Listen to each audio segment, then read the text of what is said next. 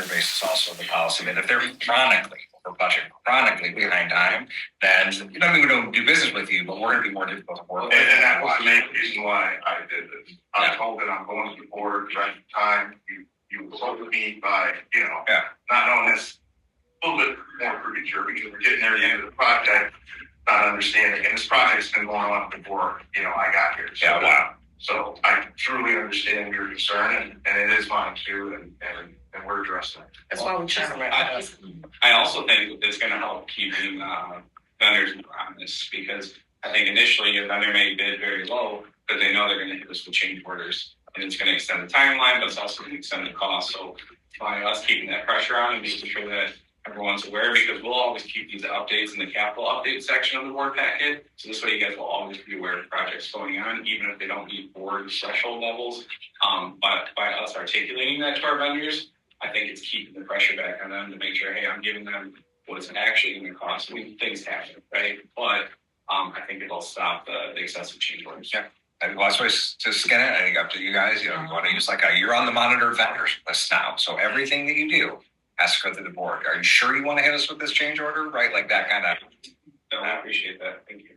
to the residents at home and their sites, so they're scheduling those right now, and then we're also looking to obtain office space for all of them. So on site or off site? On site. So we're really excited about moving forward with them. They're going to be a great partner with us in resident service and getting things done at the sites. Second, home ownership. That's our biggest thing going right now. We have 3 that are actually, the one did not close last week like we thought, but they'll be closed by the end of the month. So we'll have 3 homeowners collectively. So we have a new one under contract as of yesterday. So they're in the process of now getting ready to go to closing. So that'll take us up to 4 homeowners. We have 4 still pre-approved and they're out there shopping. We have now crossed over the 200 line for those that are interested in the program. There's 210 interested, 127 assessed and enrolled, and about 139 now enrolled in FSS. So we're moving FSS and homeownership along together, progressing together. That's our update, right? Nice, thank you. That's historically multiples and multiples and multiples around here. So please keep on that trend. Thank you so much. Yeah. More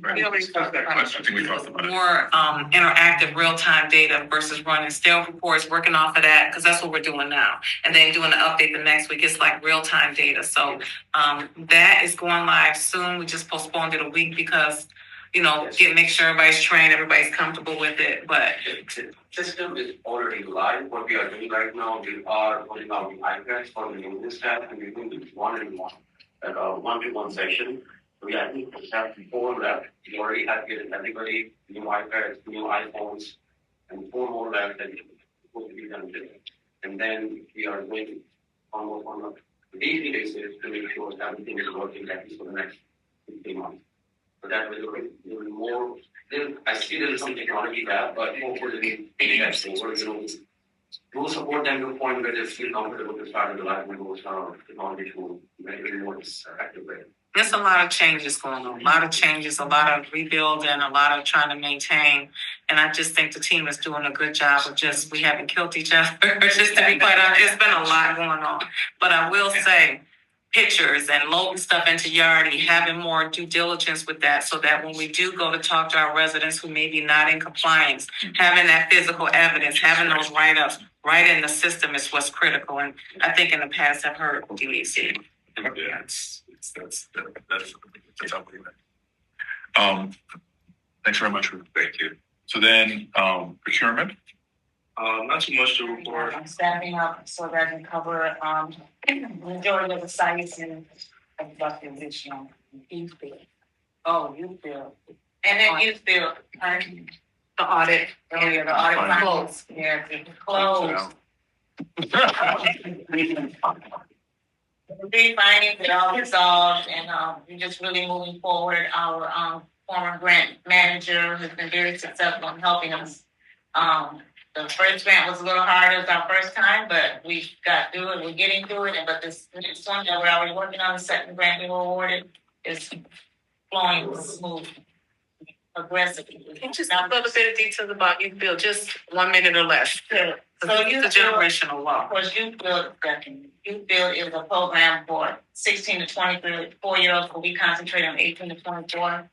And it's for DHC and Detroit metropolitan area participants can enroll in this skill trade program. We offer construction as the base, and then we have what they call construction plus opportunities. So we have a maintenance tech training program, restaurant management, and information technology, so IT.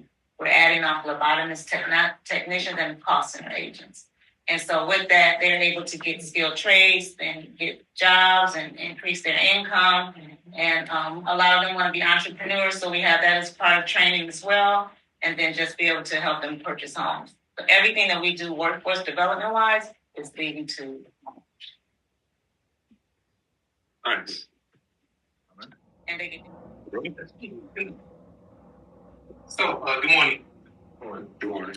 Hello, my name is Zachary Rowe. I'm the Executive Director of Friends of Parkside. Friends of Parkside is a resident-led organization founded in 1991 by residents for residents. And I would like to give a shout out to all the Parkside residents and Friends of Parkside board members that was able to join my Zoom today. Since the March GAC Commissioners meeting, we have continued the following activities.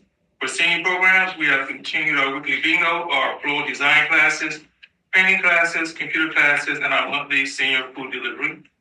For our youth program, we have continued our Bright Futures After School program, which include homework assistant, basic computer training, snacks, and physical activity. We currently have 4 work-study students from Wayne County working with us, assisting with after school program and other programs. Also, we received grants from the MSU Extension to launch an intergenerational garden program for children and seniors. Then also we received a grant from the City of Detroit for our Bright Futures youth program, Let's Play, allowing us to provide recreational, educational, leisure activities for kids, including field trips.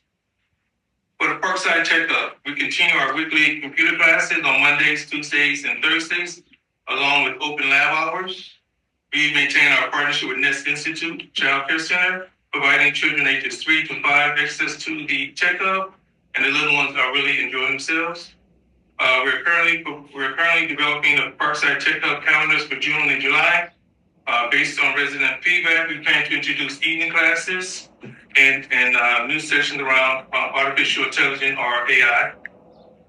For special events, we are planning our 16th annual Parkside Health, Safety, and Job Fair for July 16th. Stellantis has signed on as one of our sponsors. In closing remarks, as always, I want to thank the DHC commissioners and staff for your continued effort to ensure safe living environments and to preserve quality for housing for low-income families. Thank you. Thank you. Thank you. Do we have anyone online?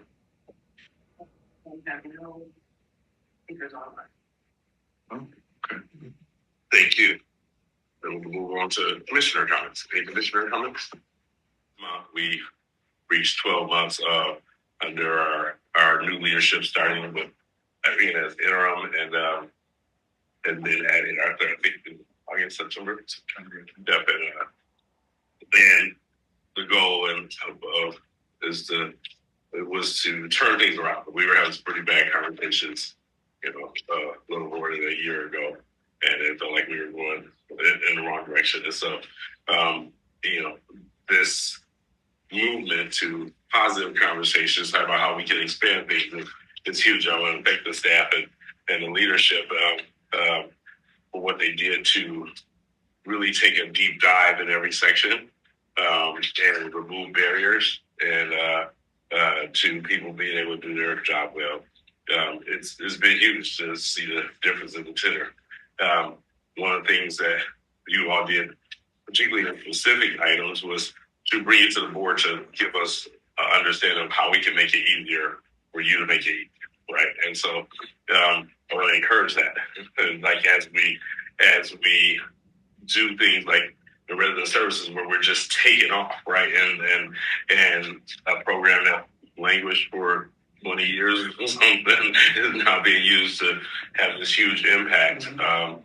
and wherever we can be helpful, whether it's directly or through connecting people, please do so. This has been great getting stabilized. I know it was a lot of stress and for all involved, and you know, it's everything uses this term corporate hygiene, which sounds like no big deal, but it's cleaning all the barriers, getting rid of everything so that you can hold people accountable, and you can deeply understand your business and be able to relate it to the board.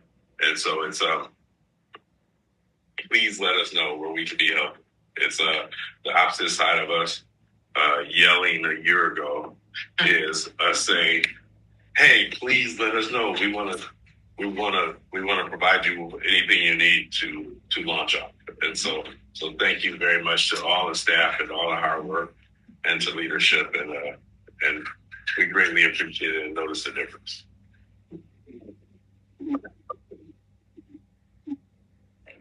So Naro, I think, really kind of exemplified all of the work that we're doing.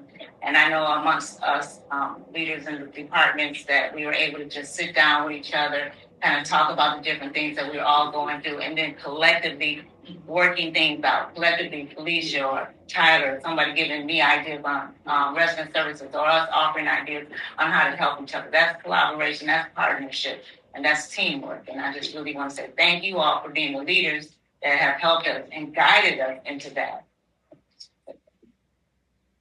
Thank you.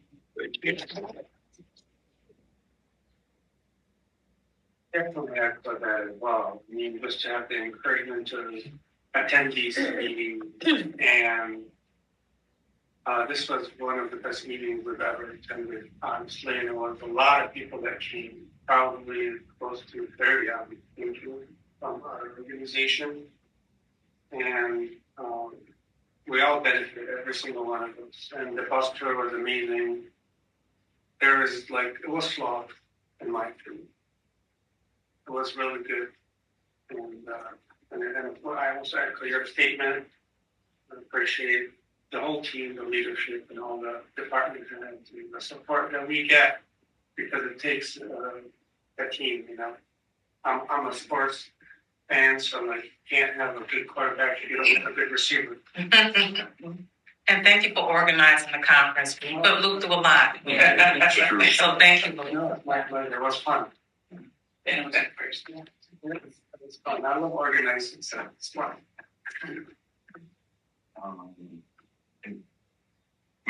Listen, I would just like to say thank you on behalf of the whole team for those kind words from all the commissioners.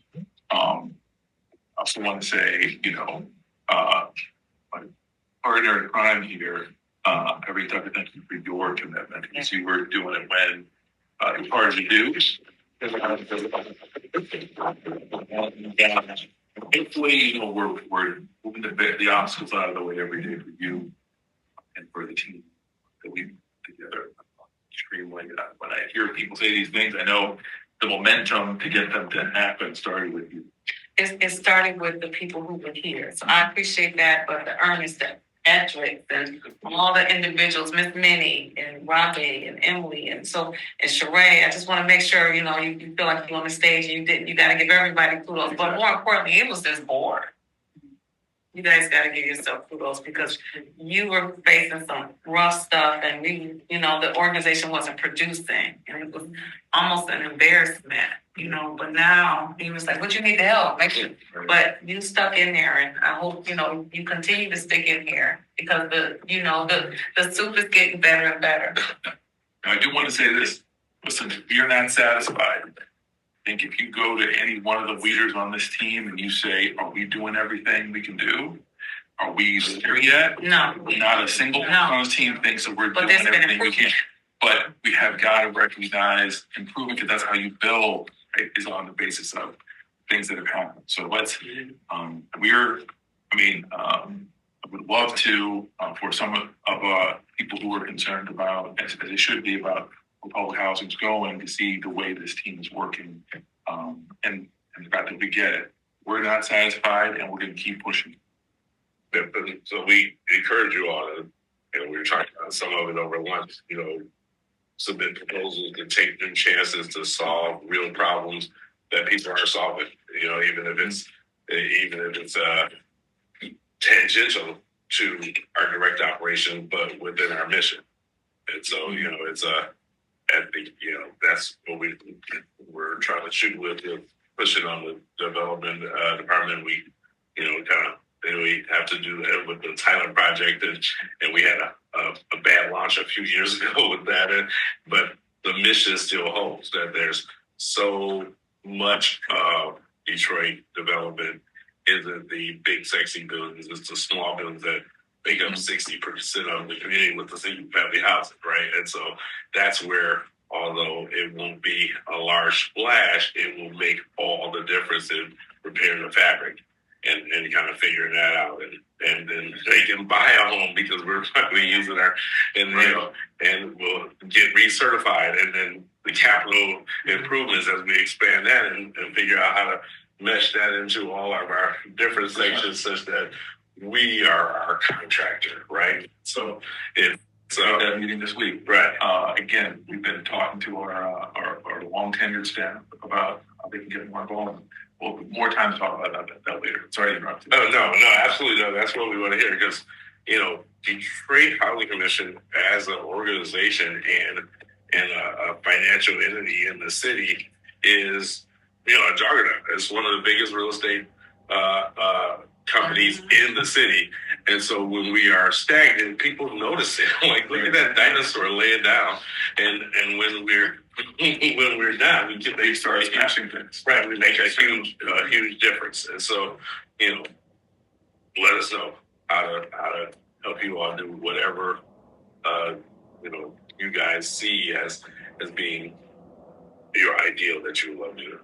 And can I have one last note that just as we go out?